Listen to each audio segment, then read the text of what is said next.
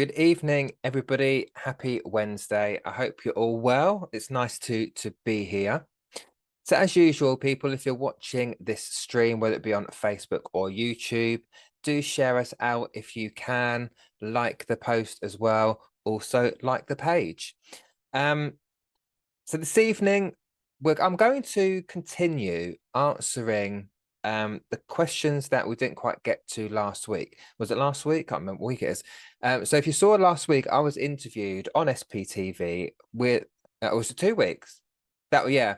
So last week I was I was interviewed last. Yeah, thank you, Rich. I've lost the plot. So the days blending together at this point. So yeah, so last Thursday I was interviewed by Ashley Oliver on Spiritual Psychics TV. So forget who I am. And we had a lot of great questions. So thank you for all of you who did tune into that and put your questions in. And Ashley, I've asked lots of good questions as well. But we couldn't get around to every single person, every single question, because there's so many coming in. And obviously, we want to make sure that we answer questions in full rather than just really short answers.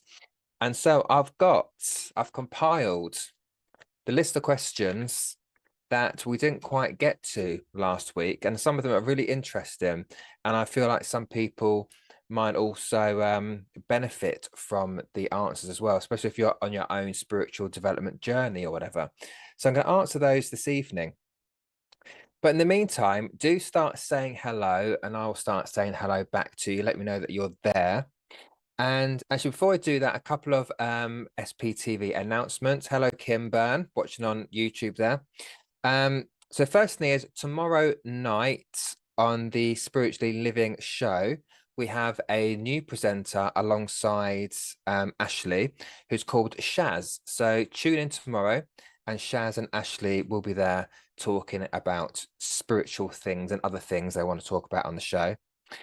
Also, don't forget, we've got an app, an SPTV app that you can download from the Google Store. So do check that out as well. I've been hearing some great feedback about it. So do check that out. And lastly, for those of you that have pre-ordered the Oracle cards from SPTV, could you please send Richard your address so he knows where he's posting them to? Now, there is a post on the SPTV main page on Facebook anyway, so do go and have a look at the page, and you'll find the details of where to message Richard to give him your address so you can have your beautiful cards delivered to you. And I think that's all my announcements for the moment. So let's say hello to some people before we get on with the rest of the show. Caroline May Sambrooks, hello, my darling. I hope you're well. Helen Smith, watching on Facebook there as well. Hello, Helen. Madeline, hello, Madeline. Hope you're well, my love. Watching on Facebook. Ruth T, watching on YouTube. Cheryl Connings, hello to you, watching on Facebook there. Sam B, good morning to you, Sam B. Welcome, watching on YouTube. Kelly Ford, watching on Facebook. Hello, Kelly Ford. Linda Payne, hello to you as well, watching on Facebook. Krish, hello, Krish, watching on Facebook there as well. Kaylee Watt, watching on YouTube. Joanne Norrish, watching on Facebook. Hello to you, Joanne. Thanks for joining this evening. Fiona Blue, hello to you as well, watching on Facebook. I'll do a couple more and we'll get on with it. So a lot of questions to get through. And Linda Wilson, hello, Linda, my darling, watching there on Facebook. So continue saying hello throughout the evening. Corey Dutton, I'll just say hello to you as well. So I'm going to start having a talk through these questions, and hopefully some of you that did ask these questions are watching this evening. If not, you can watch back on the replay, because as you know, these live streams are also available to watch on replay through Facebook or YouTube as well. And if there are any other questions that thank you, Richard. And if you do have any questions which I haven't answered this evening, you can still put your comments in the comment box as well, and I'll try and get to them as well. So yeah, so last week, as I say, we had a good conversation with Ashley, and I want to answer some of these questions as well that we didn't manage to get around. So I'm aware that some of you might be on your own spiritual development journeys. You might be training as a medium or a psychic yourself. So hopefully some of these questions will give you the answers that you've been looking for.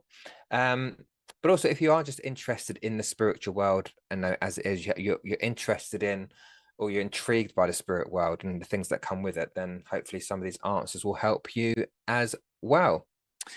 So I have a question from Helen Jones. Now, Helen, if you're watching, hello to you. And Helen has said, how do you ensure that a sense of strong connection with spirit before you work? So good question. Sometimes I don't know. Sometimes it just happens. But for me, I don't have any kind of rituals or anything before I start working. I try to G myself up though and get the engine going, because I think a lot of people talk about, you must meditate before you do a reading, you must meditate before you go on the platform or whatever. And actually meditation does the opposite of revving your engine. It's a passive act, and meditation doesn't actually necessarily get your mind in the right place. It's about doing something which is uplifting, which is fun, something that really gets your engine going. That's what will bring that strong sense of connection with spirit. So it's just about really just shifting aside your own logical thoughts and feelings and emotions out of your head, and just putting your mind to the spirit world. And that's where that connection will come in. And it's just being in your own power and ignoring anything you've had going on during that day, and really allowing spirit to use that space within your mind to fill it with their feelings, thoughts, and emotions rather than your own. So I don't meditate before any readings. I do sit and talk to spirit, and I say, right, we're getting ready to work now. I'd like to work this way. Thank you very much. They know how I like to work anyway. But it just starts that communication with spirit. You let them know that you're open, you're ready to work. And yeah, so that's how I personally do it. So Helen Jones, if you're watching, thank you very much for that question. Right, the next one, I'm just going to go through the list from top to bottom.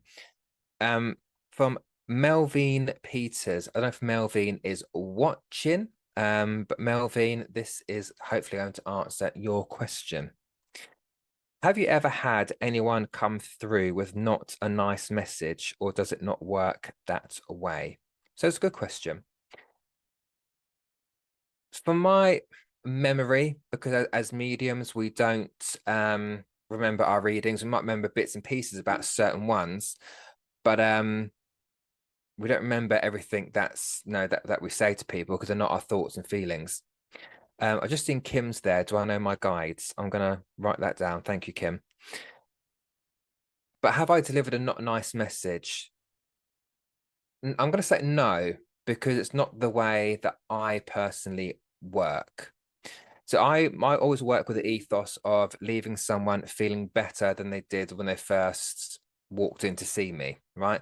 And if people come to a demonstration to see me, I want them to leave that demonstration feeling a little bit reassured, I guess, even if they don't get a message, but also to leave feeling a bit uplifted as well. So I don't remember ever giving not a nice message, because number one, from my perspective, spirit wouldn't put me in that position. My guides wouldn't put me in that position. But also, that's not why I do the work. The work I do is always about, and it's not trying to be airy fairy or whatever here. It's just it, but it is really about bringing that sense of healing and peace to people, and not doing anything else. Now, I have heard horror stories from other people who've come to me talking about their experiences with other mediums, and some things I've heard have been quite horrendous, and I do wonder why why are they working in this industry? Where did they get the information from? Because that's not what we should be doing. Anyhow, that's my answer to that question. So Melvin Peters, thank you very much for your question.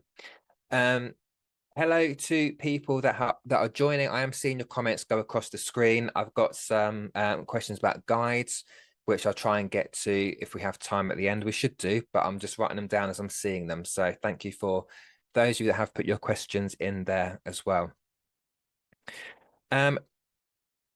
Lisa Bennett, I've got a question from you, and it's about my first encounter with spirit. So it basically says, was your first encounter with spirit a frightening one?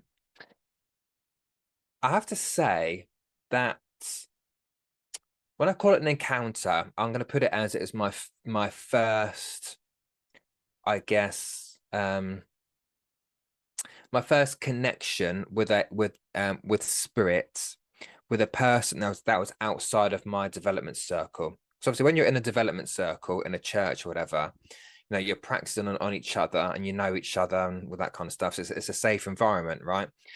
But when you choose, like I did, to step outside of that and practice on people outside of that development circle, there is that sense of anticipation because you haven't got your circle teacher there guiding you along. You're very much doing it by yourself. And so the first reading that I did for someone outside the circle, it didn't it wasn't frighten me, but I was a bit freaked out. Excuse me, I need to take a bit of water here.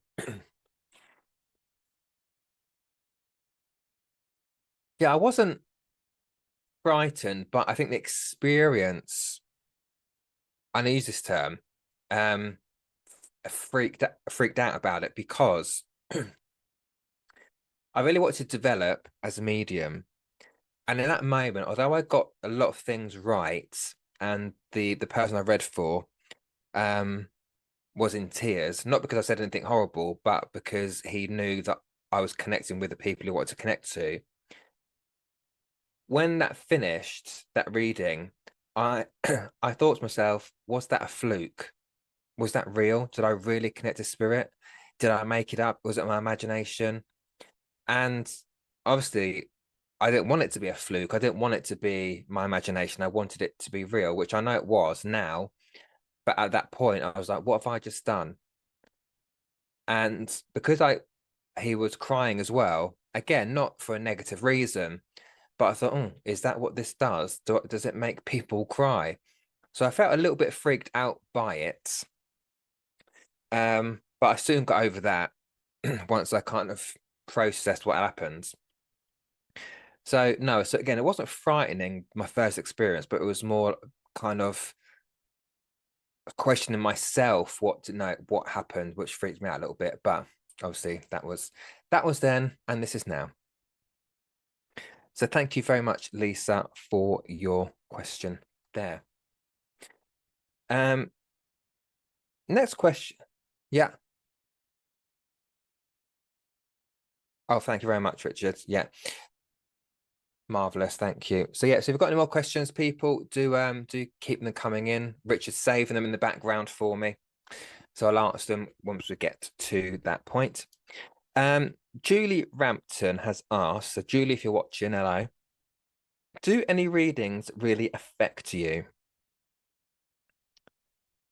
I've got to be honest and say no.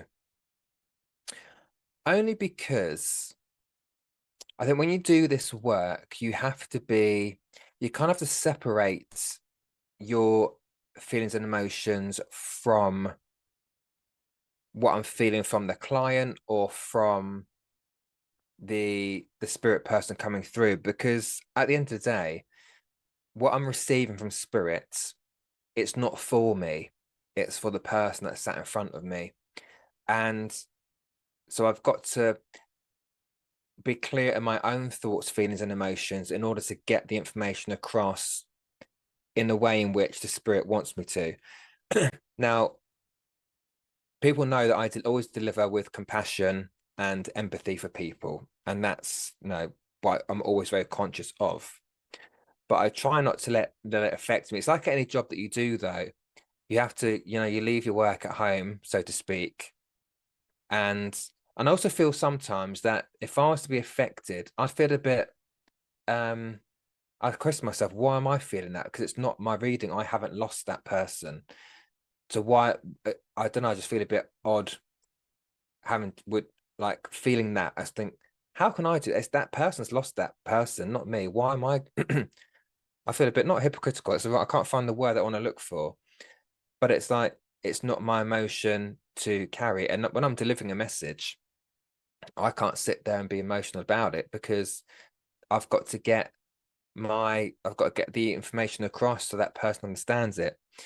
So there might be some readings that I might think about now and again, but I don't dwell in it because you can't dwell in it. You just kind of have to put it aside. Otherwise, if you're worried about every reading that you did or thought about it or let it affect you, you probably wouldn't do it again. Because a lot of the readings can be there's been a time where I've had to stop a reading just for a couple of minutes to get to compose myself because I felt so emotional with it.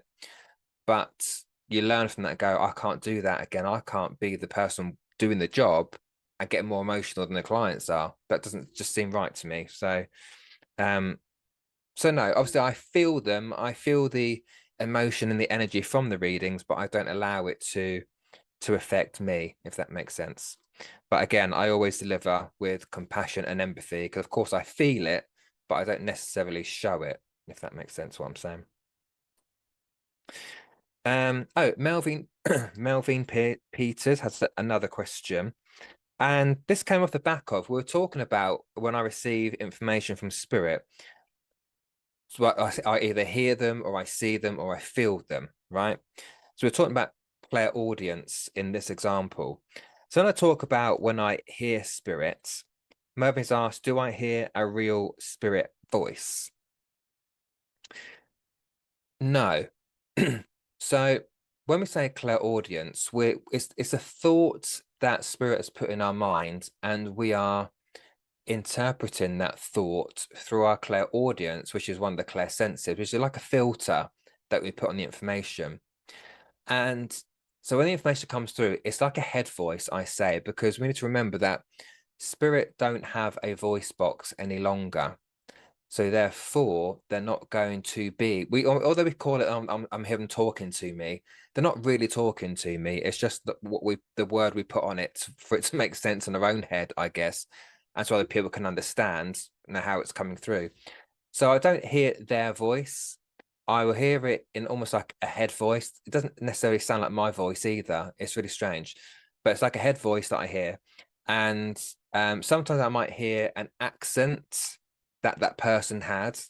So sometimes that can come through, but that's just my senses picking that up in my head, I guess. But no, I don't hear their real voice because, again, they don't have a voice box. They don't have the physicalities that we have here to communicate.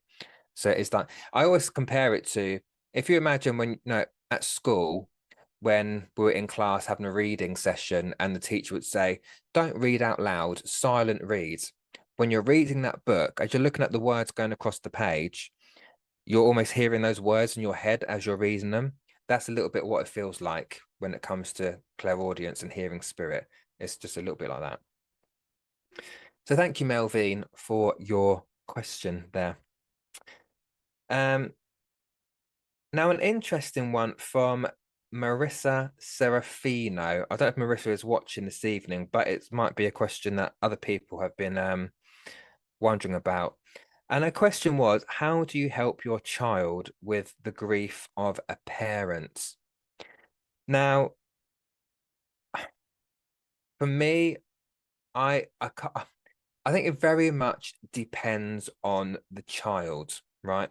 Now, I don't have children, don't want them either. So I'm speaking in general terms here, and I've never had to explain to a child or had to help a child through grief with the grief of a parent. It's very much an individual thing, and you have to judge your child's maturity and how you feel they're going to take it. Because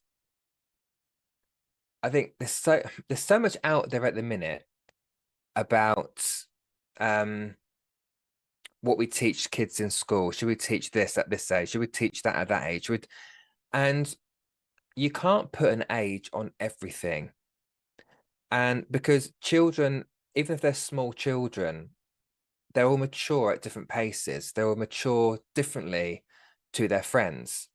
They will mature at maybe at a faster pace. That maybe at a certain age, they'll understand more things than their friend who's the same age, because of the maturity levels. I know for myself, I as a kid, I would be into things or be reading things which might be more deemed to be more mature than I was. And that's because I could process certain pieces of information, but it wouldn't be the same necessarily for my brother or my sister at that age, because we're very different in maturity levels. So there's either, you can either be really honest about it, but honest in a not in a morbid way, right? It's about trying to put it in more of a, I don't know if a positive sense is the right term to use, but putting it in a way that isn't frightening, scary, or morbid, but being honest at the same time. And it's just being aware of the, I guess, the language or the terminology that's used.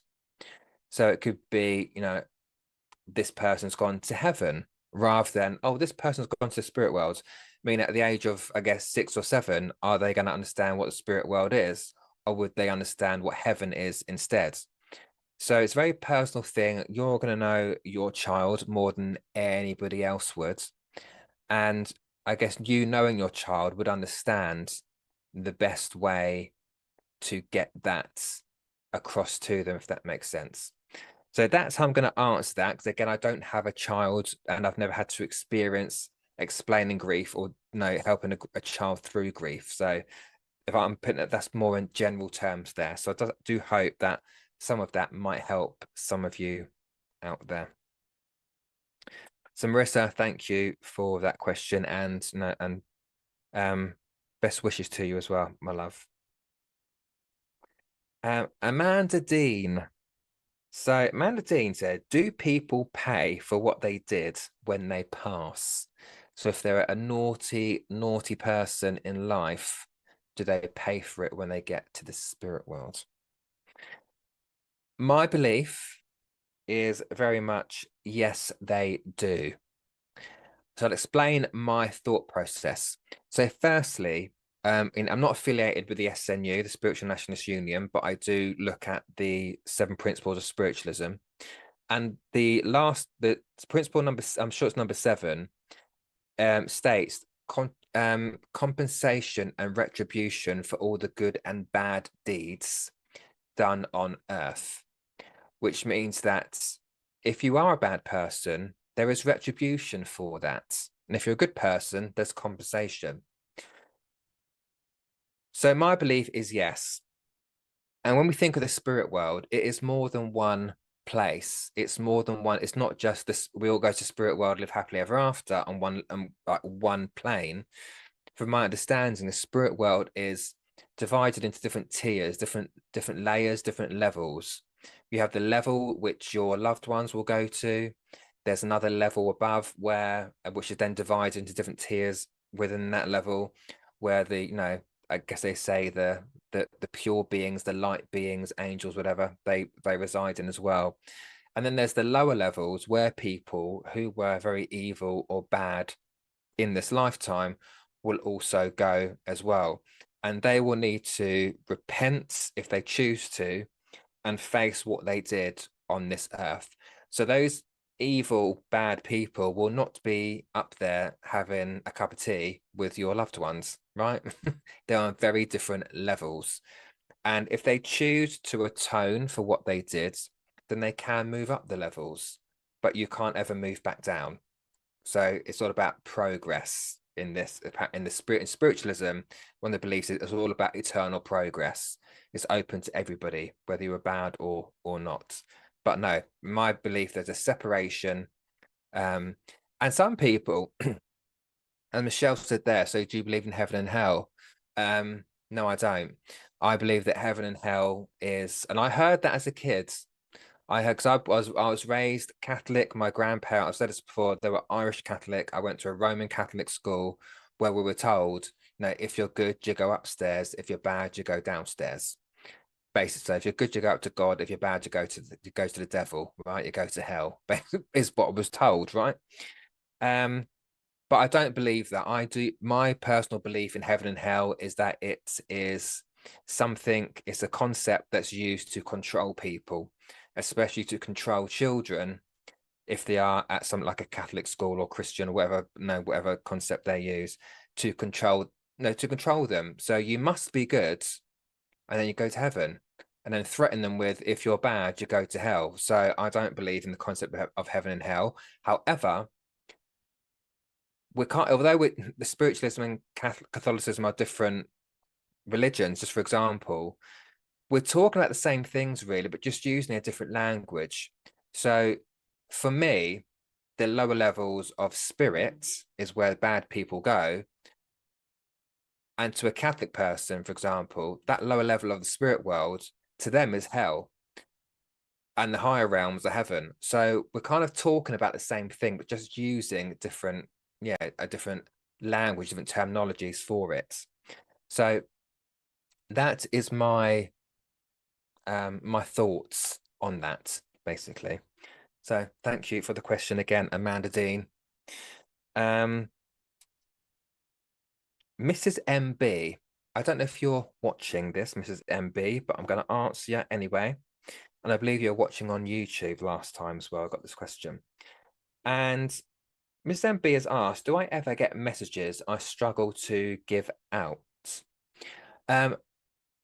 Only if I can't interpret it correctly. That's the only time. I don't struggle to give anything out from the sense of the context of it, because I always say to spirit, I give what I get. I was promised spirit that if they give me something, I just need to give it, right? It's not up to me to edit it or to not translate it, interpret it, because it's not my job, because I'm not meant to understand everything. So again, it comes back to how I work, and my intention when I work with spirit is that I only give things that are going to help people. Of course, sometimes some things can be emotional, and I know what I'm going to say to someone is going to be emotional to them, but if it's needed to be heard, it's needed to be heard, but it's never negative. It's never there to upset someone or to distress them. It always comes through to help someone and to release something maybe that they've been holding on to. So thank you, Mrs. MB, for your question. Thanks for the questions coming in, guys. I know Richard is collecting them for me behind the scenes, so I'll get to them. I'm nearly done actually with these ones, so we'll get to your questions that you've asked as well. Poppy Lane asked a question about how do I know the difference between a young and an old spirit? So it's just, I either get told in my head this is how old I am, or I will feel the age, or what generally tends to happen with me is that I will see them in my mind. I'll have an image of the spirit person, and they'll show themselves to me generally at the time in which they passed. Not all the time, because some spirit people, there's a slight sense of vanity. So they will revert back to a younger image of themselves, which is when they were at their prime, where they considered to be at their prime. And I can tend to, it's when I use the clairsentience, I can normally feel around an age. Sometimes I've been spot on with an age, and sometimes I've got a ballpark. So I might say, I feel like I'm in my 60s here. I might not get the specific age, but it turns out they were in their 60s. I think with age as well, when you're connecting with spirit, age is very subjective anyway, right? Because you can look at a lot of people, and some people look a lot younger than they actually are, and some people might look a bit older than they are in life in general, right? That's why I really hate that question when someone says, "How old do you think I look?" Then, you want to make sure you go the right side of their actual age. Oh, thank you, Rich. Rich said I look 27. Thank you, Richard. I wish. But it is, right? So in my head, sometimes I might look at a spirit in my mind and go, you look like you're in your 20s, but it turns out that they're actually in their 30s. So in which case, and it sounds like I made a mistake. It's just from what I've perceived in my mind that they look younger than they were when they actually passed, which then turns out to be true. But yeah, no, I can easily tell when it's an older person, a child, or a younger person. But that comes with practice, obviously, and experience. So thank you, Poppy. That's just a little bit of my process explained to you. So thank you. Bernie West. It's a very similar question to some that have been asked. What emotions do you experience when doing a reading? Again, it comes back to I don't really pay attention to my own emotions because I can't. Because when I'm paying attention to my own emotions, my own feelings, that means that my logical brain is engaging and getting involved in the communication, and that can't happen. When I'm communicating with spirit, my mind can't be in it. I always say I switch off my logical brain and switch on my spirit brain. And that means my mind is now in the spirit world and I'm paying attention to what they are giving me rather than my own emotions being involved in it. Of course, no, as I said before, there are times when I felt a little bit like, oh, I could go here, as in I get the lump in my throat, but then I have to pull it back, or I say to spirit, I know I can feel it. Please just step it back a little bit. I know what you mean. I'll get it across, but step it back because I can't stand there being emotional with someone. Because I need to be that clear channel to get it through, the message through in a way in which that person is going to understand it. So thank you, Bernie West. Right. Last question that I have on my list is from Alyssa. And Alyssa's asked, are visitation dreams common? Yeah, they can be for a lot of people. I get visitations now and again. Some people I know don't get them at all. Some people might get them on a regular basis. But what are visitations? So visitation is when in your sleep state, your spirit loved one will show themselves to you. Now, we need to make the distinction. There is such a thing as dreams. So we can sometimes dream of our loved ones, which is just that. It's just a dream. And then those dreams we tend to forget, right? I don't remember my dreams whatsoever, but visitations I remember. And a visitation is something that it feels quite profound. It feels like when you wake up from that sleep, you know without a shadow of a doubt that your loved one was there with you. Now, there isn't normally any conversation. It's normally that you're just aware they're with you in the dream. There might have been some kind of action that they showed you, whether it be a hug or they blew you a kiss or something. But it doesn't tend to be like a message that goes with it. But actually, the message is that they're there, they're okay. So visitations can be common, and that's because when we go into a sleep state, our mind goes into what we call a delta state, and the delta state is where our brain waves are at their lowest measurement because your brain goes to sleep, right? And that's what spirit needs to communicate with us. We need to be able to switch off that part of our brain. That's what mediums do. When we're reading for people, a part of our brain goes quiet, it goes to sleep because it slows down. So spirit can then go, right, they're not thinking about themselves, they're not got their own feelings or emotions going on, so we can now interact with them. And obviously when we are asleep, those thoughts, those feelings, emotions, they're completely gone just for that moment, just for those hours that we're asleep. Spirit can go, right, this is the best time to let them know that we are here. So visitations are quite common, yes. And it's spirit's way of communicating with you guys directly without the need to go to a medium to have that connection. But ultimately, spirit want to connect with you themselves, right? Not necessarily through a medium. So there you go. That's all of my questions that are on my list. Thank you, Richard. Were there any more that you want to put up on the screen?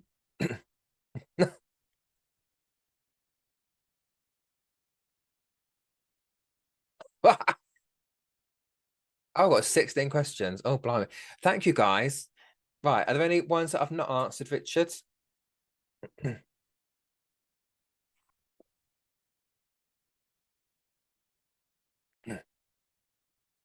Let's see. Let's see. What are you asking? What are you asking? Oh, there's a couple about guides, wasn't there? Uh, do I know about my guides? I do know about my guides, Kim. Yes, I do. I am aware of at least 5 of them, and they've all got different jobs. So I've got Dolly, who's been with me since the very beginning of my development. And Dolly, what I know about Dolly is that she actually, Dolly is my friend's mother. There's a whole other story. If I've got time, I'll explain it. But I did explain it last week on the interview with Ashley. So Dolly's up there. Dolly was a housewife, had 13 children. A very strong, down to earth woman who looked after everybody else. So she sorts people out upstairs for me. So I always say to her, her job is to organize people. So when I'm doing a demonstration or something, I say to her, right, Dolly, if they're all coming in, please get them in some kind of order so they're not just all bombarding my brain at the same time. And she sorts it out for me. I've got Ricky, who is a Roman soldier, and he's the one that I ask if I need a bit of a confidence boost, or if I'm feeling a bit nervous about doing something, I'll ask him to step forward because he's a warrior, right? He was in battle, so um he would go ahead, full force, no worries, ready to go. So I take the energy from him. I've got Sam, who is a healer guide, so helps with healing. If I ask for healing to go out to somebody, I'll say, right, Sam, please send out that healing. And he's Afro-Venezuelan. Who else have I got? And I've got Patrick, who I think is there's some kind of Oriental nature about him. Now, whether Patrick's his real name or not, I ain't got a clue, but that's how I refer to him. But here's my inspirer guide. So he's one of my main guides, but he inspires me. So if I've got to do an opening prayer or an address for a spiritualist church or whatever, or when I'm doing talks like these, I'll say, right, Patrick, inspire me so I know what I'm talking about. So he will do that for me. Then I've got Francis, who is a monk, I believe, and he directs me. He's my director. So if I feel like, where am I going now? I'll ask him to just point me in the right direction, and he'll help get the information from spirit as well. So yeah, they're my guides. Thank you for asking, Kim. There might be more up there as well, but I'm just not aware. I'm not aware of them. Right. How do you know if you have a power to connect with spirit? By Jeanette Clark, watching on Facebook. Well, first thing I'll say, Jeanette, is I don't believe I have any power. And so and when I look at other mediums who say things like that, I'm like, well, we don't have any special powers. You're not powerful. It's just we have that ability to connect. Only you will know. I mean, I didn't know that I had the ability to. I was told many times as a teenager, no, you've got an ability, open it up to it, work on it. And I was like, okay, thanks. Because I never thought that I could do this work. And it's just something that I was drawn to do it at a late stage in my life. I was just drawn to do it after many years of watching mediums work and being interested in it. It was just a pull that I had to start doing it. But only you will know. I mean, no, if you do feel or sense things quite regularly, you might feel an energy, you might feel that someone's around you. I mean, we've all got the natural ability, it's available to all of us, to feel our own loved ones and whatever else. But only you can truly understand it. And if you were to go to a spiritualist, not necessarily a spiritualist, but a development group or development circle to try and open up to it more, you'll soon find out if you've got the connection with spirit or not. But ultimately, again, we can all connect to the spirit world. We can all connect to our own loved ones. But doing mediumship, in my opinion, is just a bit of a different thing. So I hope this answered your question, Jeanette. And thank you for asking it. Debbie Cole, David, do you believe mediumship has enhanced your life? Oh no, absolutely. No doubt, no doubt about it. It's made me see the world differently. It's made me see myself differently. It's made me aware of how people are treated, how I would treat people, how I'd want people to treat me.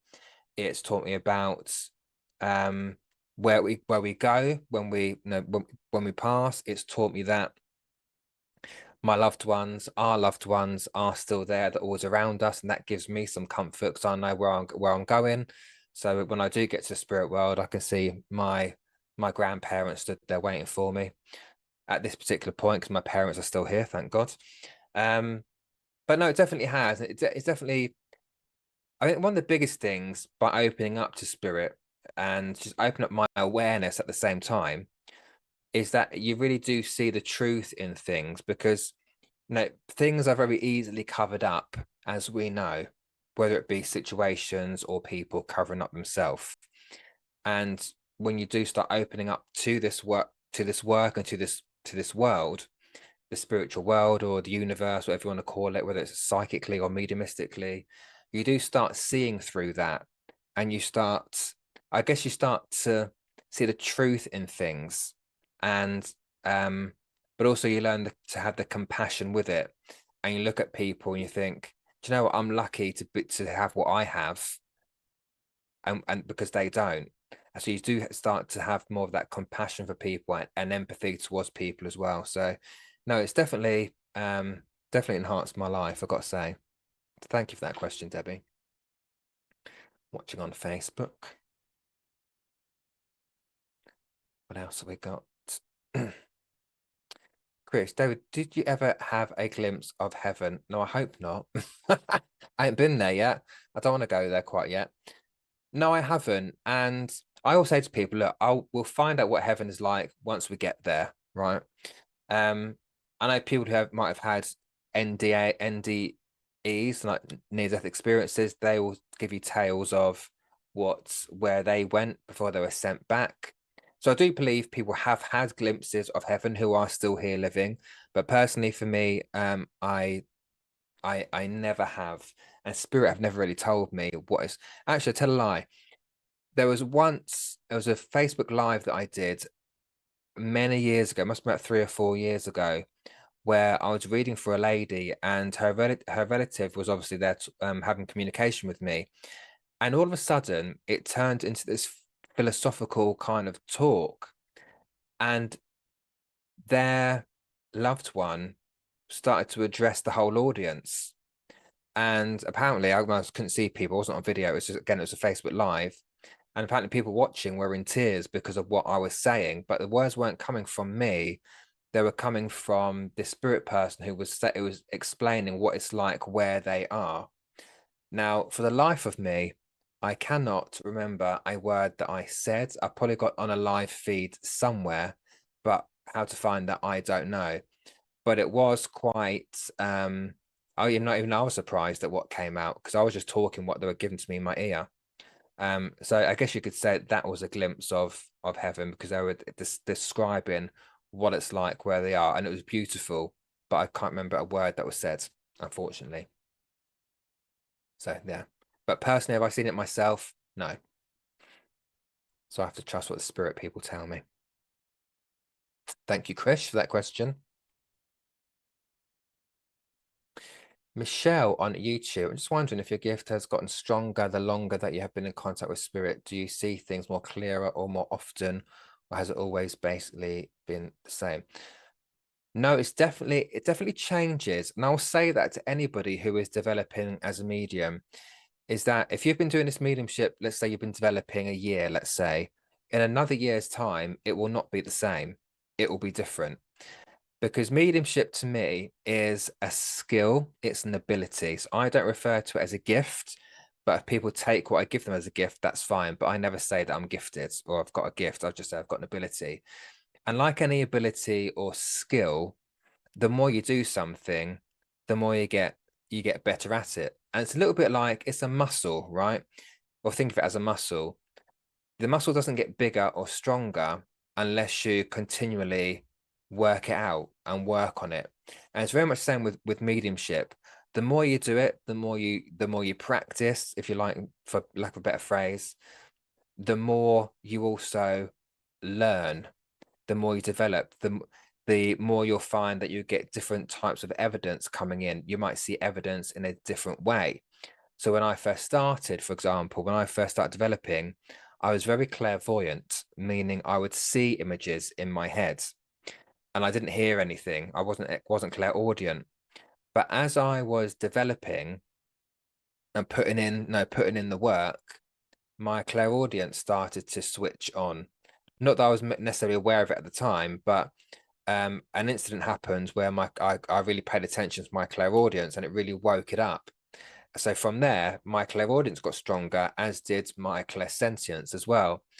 And then also at the beginning of my development, I never got names given to me. And it wasn't until maybe, I don't know, a year, maybe 6 months, a year into my development that I started getting names drop in my head from spirit, because my mind was expanding more and more. That spirit thought, okay, is now at a stage where he's used to the evidence that's been getting for this year. Now let's try and give him something else. And that will still continue for me as well. So I know that the more I do the work, the more I do platform work, the more information that I'm going to start receiving. And again, I might receive it in a different way, because there's always room to learn, to expand, to develop, and to experience.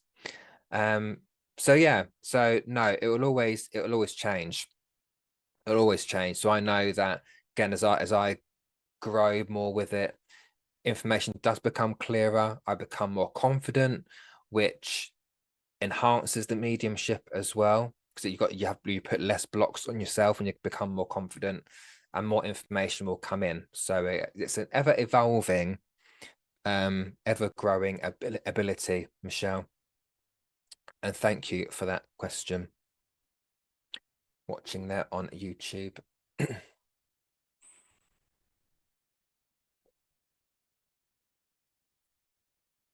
Helen, Helen on Facebook, who's going to be the next prime minister? Do you know what? I might be a bit bad, but I know it was a joke. But I'm not really into politics. It might sound a bit ignorant to people, but I'm not, because I've got other things to worry about. But you know, God help us. That's all I can say. Anyhow,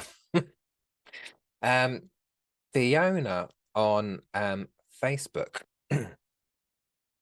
How can I further develop my mediumship? I've sat in different circles since 2002. I'm feeling a bit stuck. I don't feel like I'm moving forward much now. Thanks. Fiona, it could be the fact that I don't know how you felt about those circles. I don't know if you've actually really felt truly comfortable in one of those circles, or whether you feel like they were really for you. And I think that's important to say, is that I was quite lucky with my development circle, because I sat in one development circle and that was it. And because I felt comfortable there and I felt it was the place for me. But sometimes people might go to circles where they don't necessarily feel like it's right for them, but they try and stick it out. But if you're ever in a circle which doesn't feel right to you, then don't be there. Find another one, because to truly develop, you have to really be comfortable with the people that you're developing with and who's actually teaching you as well. So you might find that you might need, not going back to basics, because if you've got the basics, you've got the basics, right? But you might need to find another development group, like an advanced group, something like that, that can really take you out of your comfort zone. And sometimes that is a factor. When we get really comfortable in the space that we're in, sometimes we have that fear of stepping out of that. And sometimes we have to push through that barrier, which can sometimes be uncomfortable, in order to change our mediumship or to switch it up. And I think sometimes we can feel like we're at a plateau within the mediumship, and I've certainly felt it myself. But then I've always thought, okay, no, something needs to change. I need to do something different. What that different is individual to everybody, right? And another thing to remember is that although you might feel stuck, there's no going backwards. Because my belief is with mediumship, you are always moving forward. You're never going to move back. And sometimes when I feel like I'm stuck, or I feel like no, you have one of those readings or one of those demonstrations where you think I've gone backwards now because that wasn't as good as I normally do it. There is no going backwards. You've always got to think to yourself, it was just one of those things, but I'm going to move forward and be better next time. So I think it's about finding something which works for you and resonates with you, whether it be you find a group of people which you feel can take you forward, whether it be another course that you can do, which is going to kind of switch that light on within you again. But it's really a personal thing. And mediumship really is a personal journey as well. But I think sometimes one of the biggest things is we've got to go, right, I've got to get out of my comfort zone. I've got to try something different, which I'm not used to doing in order to enhance it and to move it forward. So I know, just as a quick example here, I was at a period where I was doing lots of once before I did platform work actually, where I was doing a lot of one-to-ones and it just everything just felt the same. And I started feeling a little bit like, is this what it is? I feel a little bit stuck here. The one-to-ones are going fine and I'm doing them, but I felt what I need to change something. I need to try something else because it's getting a little bit like like I'm in this kind of plateau. I'm stuck in this holding pattern of just doing this. So I decided to try other things. So I decided to start doing things online, like services and other things like that. And then my friend, who's Bill Hughes, we all know Bill Hughes, psychic medium, my fairy godfather. At that point, the universe sent him to me and said, "Right, Dave, you're going out on platform now." And he took me out on platform. And as uncomfortable as that felt for me, I thought, no, I've got to push through this barrier. And since I started doing platform, my mediumship has developed further and it's changed. So it is sometimes a case of going, right, I've done this. I can't keep doing it because I've done it. But now I need to try something. I need to try something else.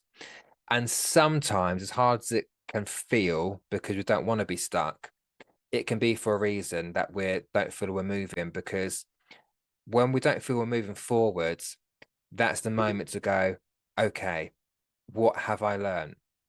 And to start assimilating all that information. Because I think with this journey of mediumship, we keep going and going and going and going and going and going and going. That how many of us actually stop to go, let me take a breath.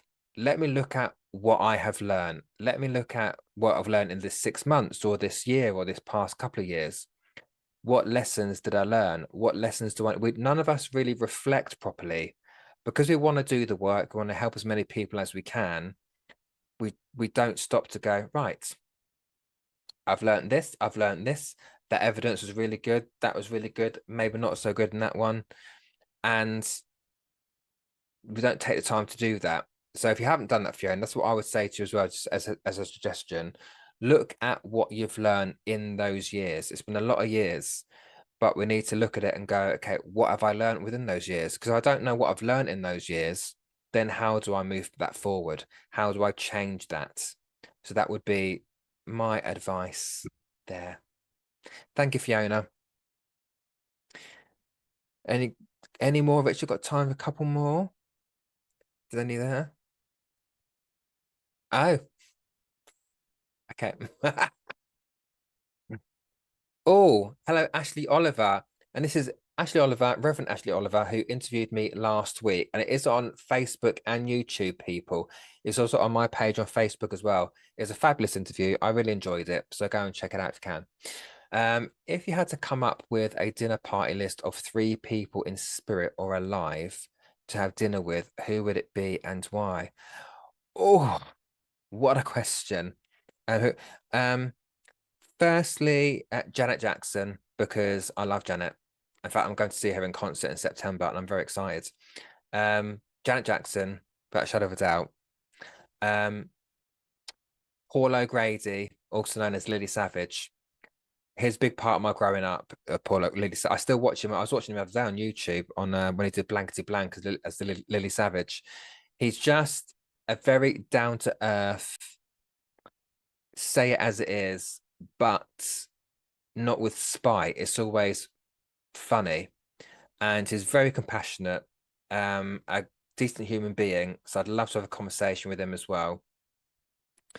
And who's the third? Who's the third one? Who other? I'd probably have Joan Rivers at the table as well, because that's my kind of humor. So Paul O'Grady, Lily Savage, Joan Rivers. It's that I know she came across as quite caustic sometimes, but she never meant anything with any mean intentions. She also did a lot for charities, and people don't know actually a lot of what she did. Oh, George Michael's dropped in my head as well. But that's four. I'm being greedy now, aren't I? So yeah, Janet Jackson, she's very much alive and kicking. And then the three spirit people I'd have is Paul O'Grady, George Michael, and Joan Rivers. I'm sure there are probably other people, but those are the ones that dropped in my head. Thank you, Ashley, for that question. Interesting. Oh yeah, I forgot about my partner. No, he'll be cooking it. He's a chef, so he'll be cooking the dinner. He'll still be there. It's he'll do us a decent dinner. Funny. Any more? There's a couple. It's nearly 7, but we'll see if there's any more that are quick I can answer.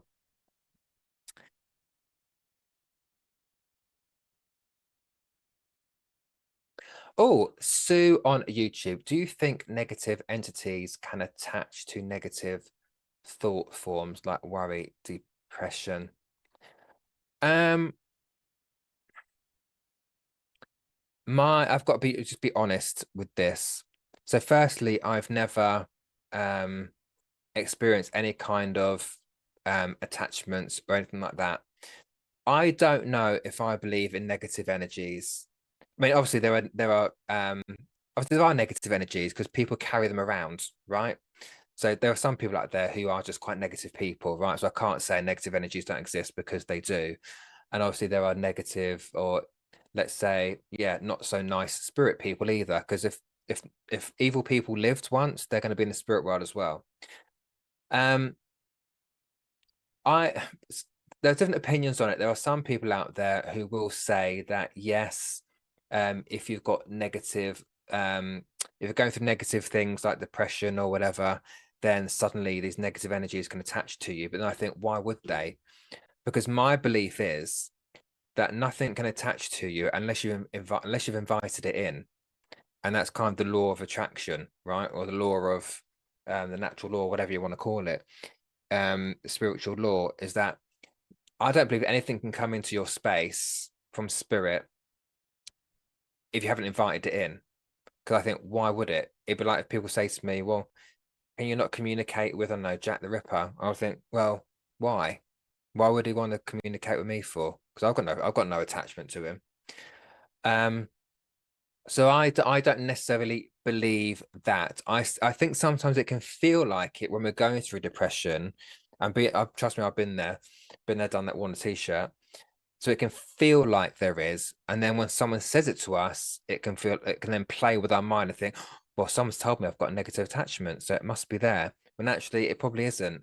It's just we're so in our heads with the depression or the anxiety or whatever else might be, it can sometimes feel that way. But I don't personally believe that negative entities can attach to us. I think a lot of the time it is in our minds, and we have to keep that in mind as well. That sometimes our minds are, look, we've all got stuff going on, and our minds can work overtime and build up certain images and pictures and scenarios in our head which aren't actually the reality, but it's just a product of what we're going through at that time.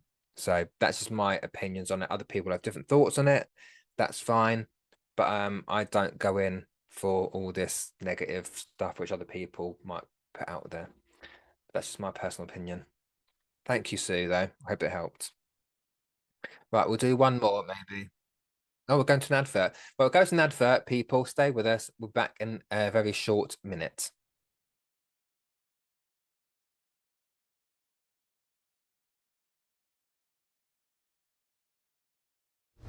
Help Spiritual Psychics TV grow our TikTok channel.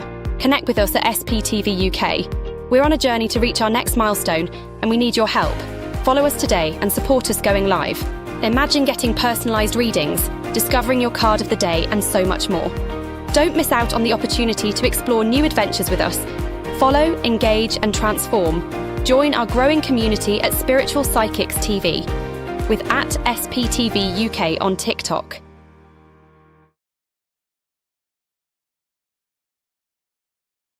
Being inspired to draw spirit, Emily Baker hosts her own mediumship and psychic art show from 6 p.m. tomorrow. Join Ashley and Shaz from 8 p.m. tomorrow night for their show, Living Spiritually, where viewers can explore fascinating subjects with live readings.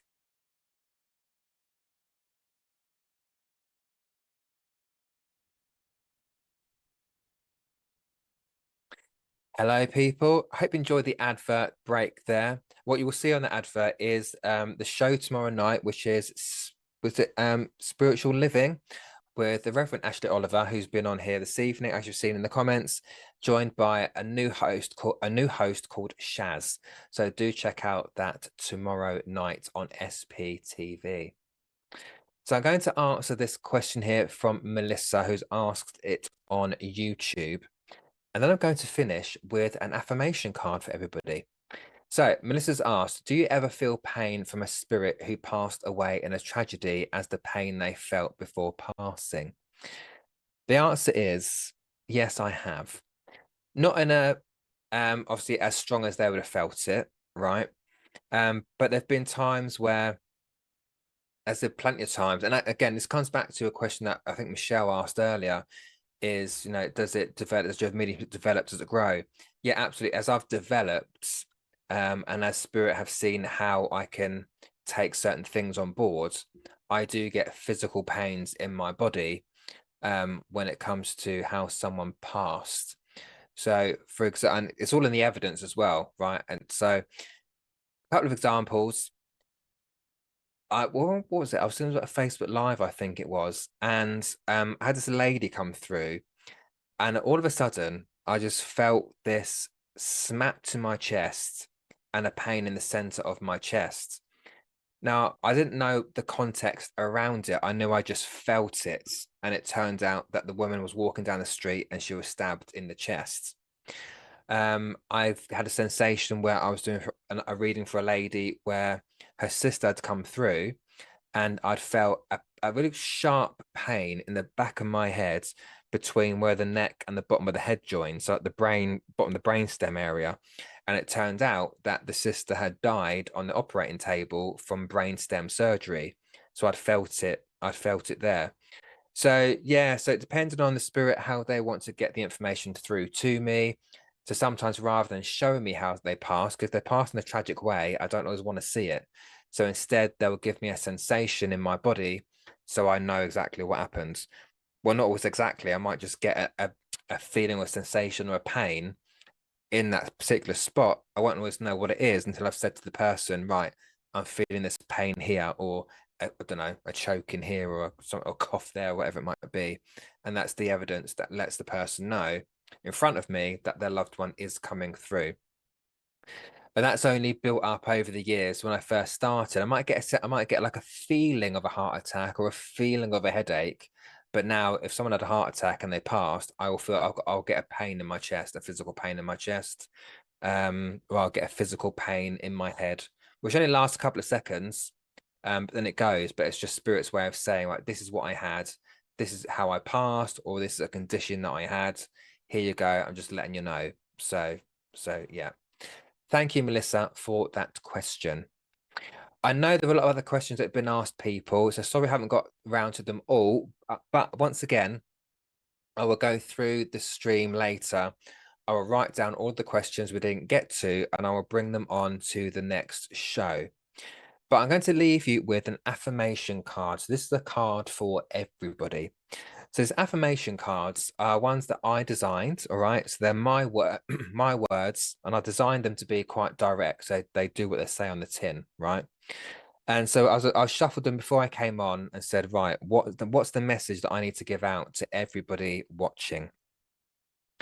And this card comes from Spirit, right? So this is a gold card, and the gold cards are messages from Spirit. And the words are, I am the only one who's in charge of my future. So I will be the one who creates the future I want. Right. So this very much comes back to one of the principles of spiritualism, which is personal responsibility. And ultimately, we are the ones in charge of our lives. We are the ones in charge of our future, of what we want to do. So remember that no one can create your future for you. No one can just necessarily place something in your lap.